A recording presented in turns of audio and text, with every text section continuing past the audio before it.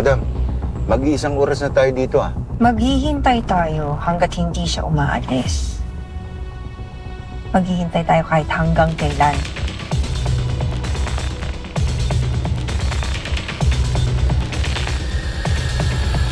Sure ka ba na gagawin pa natin ito pagkatapos ng lahat ng sinabi ni Andrew? Hayaan na natin siya. Narinig mo lahat ng yun? Oo, sorry. Hindi ka naman sinasadya eh.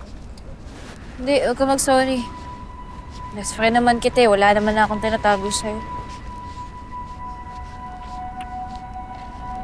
Peter, Oh, bakit? Peter, may hiling lang ako. Pwede mo ba akong suportahan? Talagang itatanong mo pa talaga yan? Peter, hindi ko lang naman ginagawa to para kay Andrew eh. Ginagawa ko din to para kay tatay, para sa pamilya ko. Gusto ko lang naman kasi talagang mahuli na yung mga sindikatong yun eh. Para matapos na lahat ng to at bumalik na sa normal yung buhay namin. Pwede mo ba akong tulungan gawin yun? Para makamove on ka? Oo naman. G ako. Tara, hanapan na natin si Gino. Tara.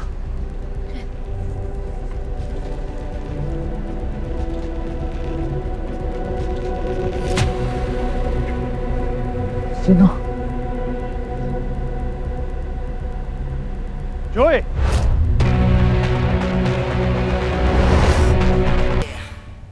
I thought you weren't coming. What happened to Andrew? How is he? Bakit mo pinabugbog si Andrew? Or I mean, trinay mo siyang ipapatay pero nag-fail ka lang. I don't know what you're talking about. Huwag ka nga magmaang-maangan. O anong next? Kami naman ni Peter ipapatumba mo kasi alam na namin yung totoo? Na parte ka ng sindikato? Ganun ba yon? What? Madam, nag-aaway ba sila? Mukhang familiar sa akin yung mukha ng babaeng to. This could be her? Ibig sabihin, kilala siya din, no? Pinatrider ka ng Koreano na. I don't know what you're talking about. I didn't do anything to Andrew. Eh ikaw lang naman nakakaalam na pupunta kami sa lugar na yun nung gabing yun, di ba? No, listen. If I wanted to hurt him, or any of you, you wouldn't survive. I came here because I was worried about Andrew. And I still want to help you. But you're accusing me of so many things. 우리가 친구인 줄 알았는데 그게 아니네. Uy, baka pwede naman natin pakinggan muna si Gino. May pinagsamahan naman tayo eh. Ang gusto ko magsabi siya ng totoo. Sabihin mo na lang sa amin saan ba nagtatago yung mga sindikato? At sino si Verdugo? Okay. So you want to know the truth? Fine, I'll tell you. Akin yun ba rin?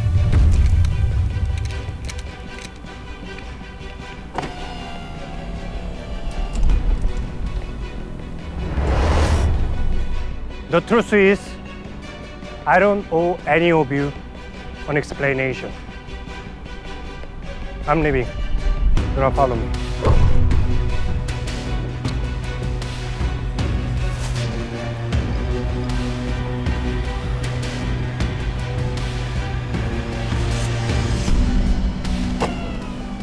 Bakit, madam?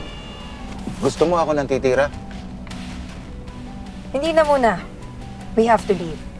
We have to get ahead of Gino bago siya makarating sa warehouse. And for that girl, I'll deal with her some other day. Gusto ko munang i-enjoy ang pagpapahirap sa kanya bago ko siya patayin.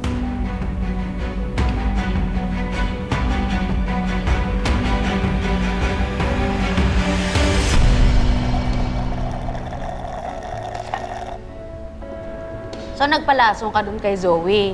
Nakinig ka dun sa mga panggagaslight niya, ganun. Di naman gaslighting yun. She has a point. I mean, it's not like hindi ko pa naisip yun before niya sa akin sabihin. Magkaiba lang talaga kami ni Joey. She's too young for me. Yeah, she's younger than you, pero hindi naman siya naive, Andrew. Tingin ko sa lahat ng pinagdaanan niya sa pamilya niya, mulat na yun sa kalakaran ng mundo. Ang maganda kasi kay Joey, Kahit nakikita niyo yung masama, hindi siya nawawala ng pag-asa.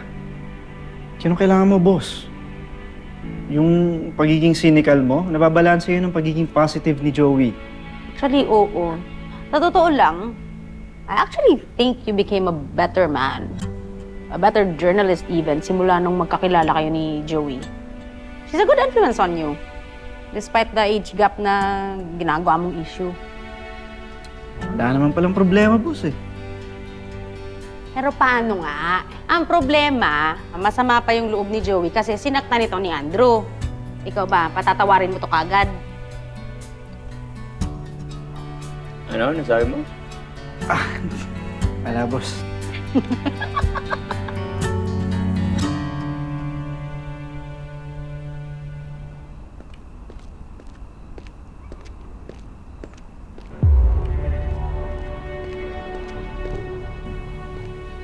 Oh, Joey, Tay, kumusta? di po namin siya napaamin eh. Mission accomplished pa rin tayo.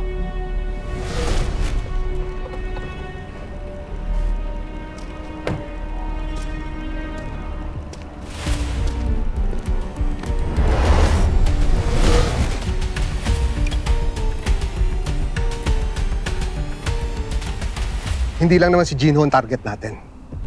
Maliit na isda lang siya. Dadali niya tayo sa pusod ng dagat kung nasaan ang mga pating.